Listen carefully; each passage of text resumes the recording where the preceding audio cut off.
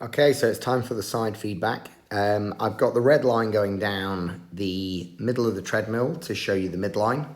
And you're not going to be perfectly on that all the time, but it gives us an indication of where that line is. And then one of the questions that you asked me in the clinic was, where should your feet be landing? And I mentioned that they should ideally land on two rails either side of the midline. So I'm just going to play it first of all, and so you can have a look at it.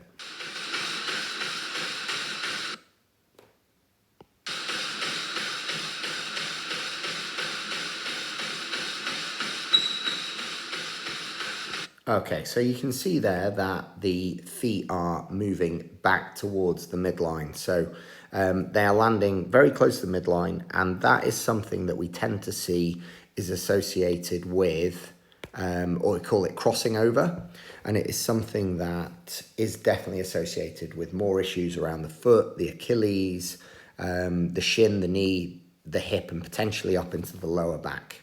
Okay, it creates quite a significant lean from the hip down towards the foot, which can create stress in various areas. So if I take those lines off there and we just zoom in on your foot a little bit, now I'm just going to go back to just before the foot strike. Now you can see here that you've got this lovely straight position going through. Let's just take it off, we'll put it back on as you strike the ground. So you're striking the ground there.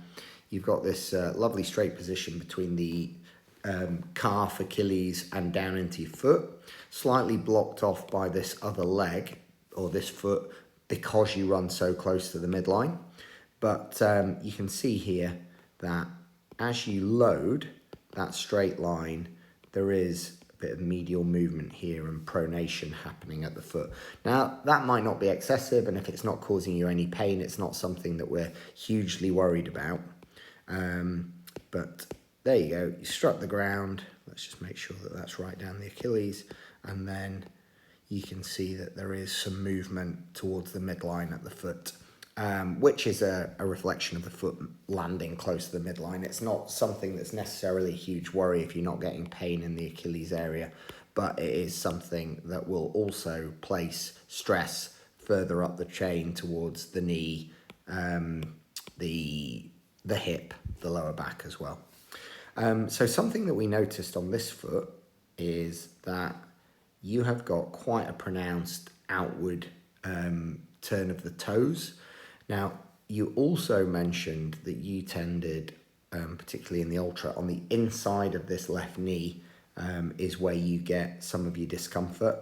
And it's likely that this landing position with the toes turned out quite significantly is going to place more stress in that area around the knee. So that's certainly something for you to be aware of. Let's go and have a look at the other foot as it strikes the ground. And actually, it is a very small outward turn. Oh, let's change the line, sorry. But it is a much, much straighter line. Slightly turned out, that's not unusual. You see that in a lot of elite runners. It doesn't have to be perfectly straight. But it is certainly far more pronounced on this side where you are getting more of your issues. Okay, so time for us to have a look at what's happening at the hip. And you remember that when we looked from the side, there was definitely some compression that was happening. You were losing height as you move from the initial ground contact to the mid-stance phase. So let's have a look what's happening at the hip. The red line goes across the base of your t-shirt. And you can see it's fairly parallel to the ground at the minute. It is actually very slightly higher on this side, which is a good position. So you've just struck the ground. Now we're going to load the leg and we're going to move through the mid-stance phase here. And what I would like to do is then just have a look at this line now.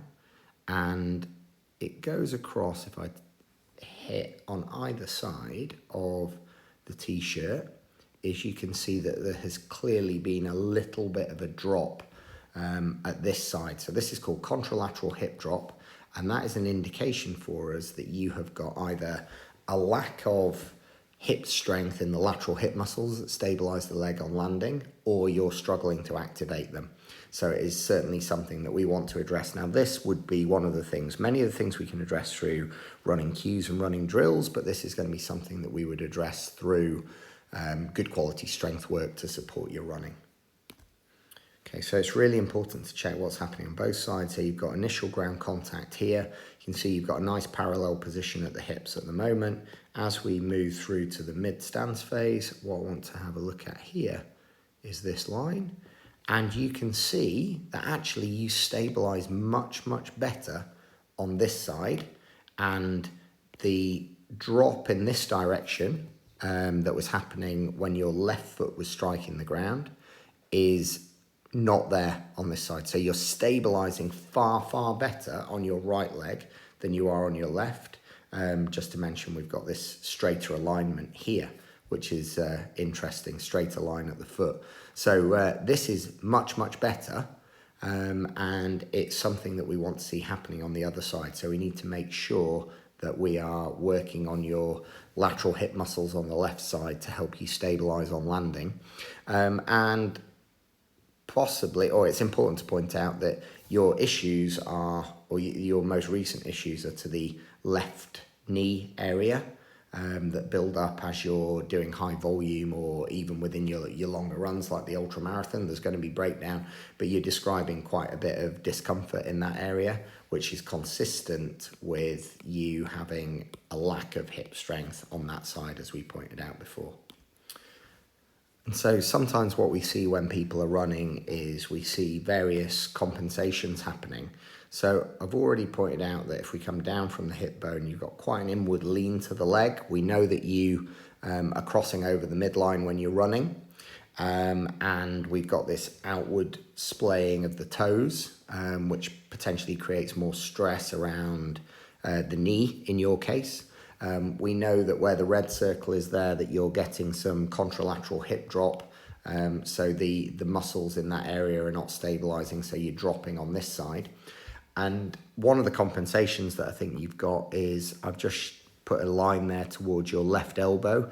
You can see that it's gone out and to the side, and I think that's just subconsciously happening to help you find a balance point rather than going forward and back.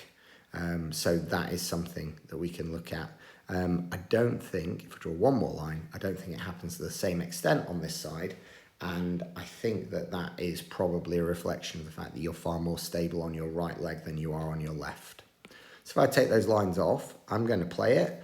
And what I want you just to have a look at is there too much rotation happening in your upper body? And I think that at the moment, our hands are going, or arms are going out and round. So just to show you with those lines there.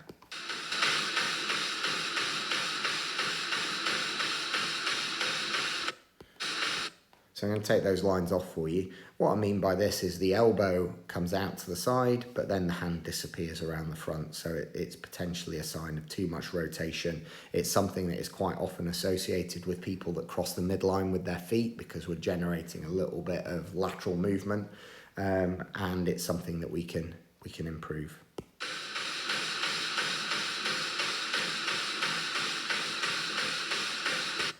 Okay. So there we go, there's the feedback. Now it's time for us to get working on improving it.